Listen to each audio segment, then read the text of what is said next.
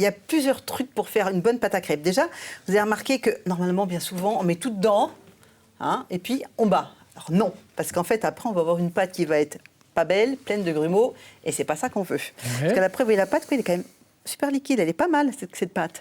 En fait, il y a un petit principe à gérer déjà, c'est mettre au départ la farine. D'accord. On va mettre un petit peu de sucre si on veut. Bon, j'en mets juste 40 grammes. Alors, je mets 250 grammes de farine, 40 grammes de sucre.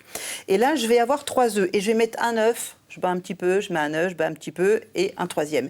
Et surtout, normalement, bon là, j'ai du lait froid, mais c'est mieux quand on met du lait tiède. Ça évite en fait le choc thermique et d'avoir une pâte qui va être super, on va dire un petit peu dure.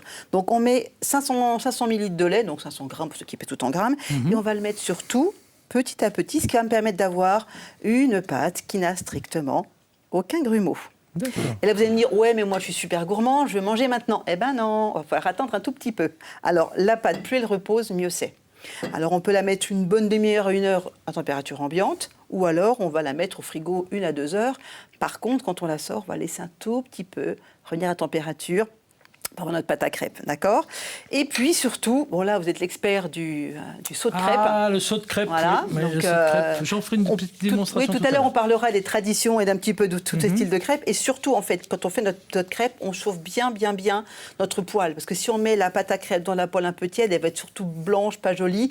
Et alors par contre c'est toujours la plus moche qu'on mange en premier. C'est vrai que ça y a toujours une crêpe moche la première. Ouais. Et en fait on va vraiment bien chauffer. Et alors le mieux c'est qu'en Bretagne, quand on fait les fameuses crêpes de froment, ça c'est pas une galette, c'est une crêpe.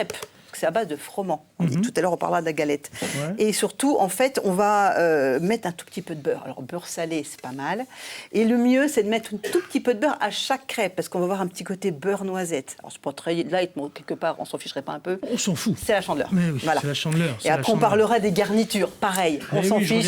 C'est la chandeleur. Je reviens vous voir. On est d'accord. En fin d'émission. Tout le monde valide les crêpes, là? On valide. Voilà. Et donc là, et on a une super pâte. Voilà, la pâte, elle est super liquide. Elle est pas mal. Il n'y a pas de grumeaux.